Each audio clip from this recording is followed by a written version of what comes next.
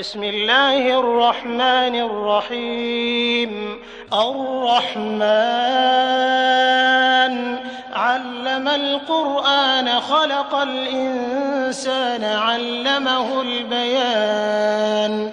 الشمس والقمر بحسبان والنجم والشجر يسجدان والسماء رفعها ووضع الميزان ألا تطغوا في الميزان وأقيموا الوزن بالقسط ولا تخسروا الميزان والأرض وضعها للأنام فيها فاكهة والنخل ذات الأكمام والحب ذو العصف والريحان فبأي آلاء ربكما تكذبان. خلق الإنسان من صلصال كالفخار وخلق الجان من مارج من نار فبأي آلاء ربكما تكذبان. رب المشرقين ورب المغربين فبأي آلاء ربكما تكذبان. مرج البحرين يلتقيان بينهما برزخ لا يبغيان فبأي آلاء ربكما تكذبان. يخرج منهما اللؤلؤ والمرجان فبأي آلاء ربكما تكذبان. وله الجوار المنشآت في البحر كالأعلام فبأي آلاء ربكما تكذبان. كل من عليها فان ويبقى وجه ربك ذو الجلال والإكرام فبأي آلاء ربكما تكذبان. يسأله من في السماوات والأرض كل يوم هو في شأن فبأي آلاء ربكما تكذبان. سنفرغ لكم أيها الثقلان فبأي آلاء ربكما تكذبان. يا معشر الجن والإنس إن استطعتم أن تنفذوا من أقطار السماوات والأرض فانفذوا لا تنفذون إلا بسلطان فبأي آلاء ربكما تكذبان. يرسل عليكما شواظ من نار ونحاس فلا تنتصران فبأي آلاء ربكما تكذبان. فإذا انشقت السماء فكانت وردة كالدهان فبأي آلاء ربكما تكذبان. فيومئذ لا يسأل عن ذنبه إنس ولا جان فبأي آلاء ربكما تكذبان.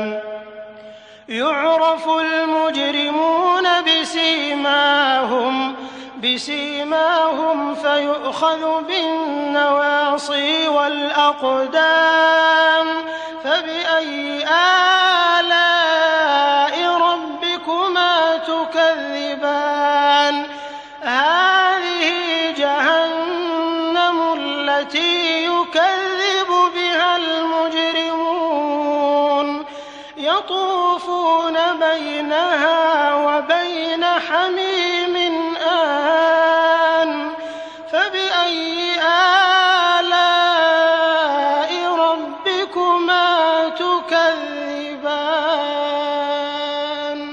ولمن خاف مقام ربه جنتان فبأي آلاء ربكما تكذبان ذواتا أفنان فبأي آلاء ربكما تكذبان فيهما عينان تجريان فبأي آلاء ربكما تكذبان فيهما من كل فاكهة زوجان فبأي آلاء ربكما تكذبان متكئين على فرش بطائنها من استبرق وجنى الجنتين دان فبأي آلاء ربكما تكذبان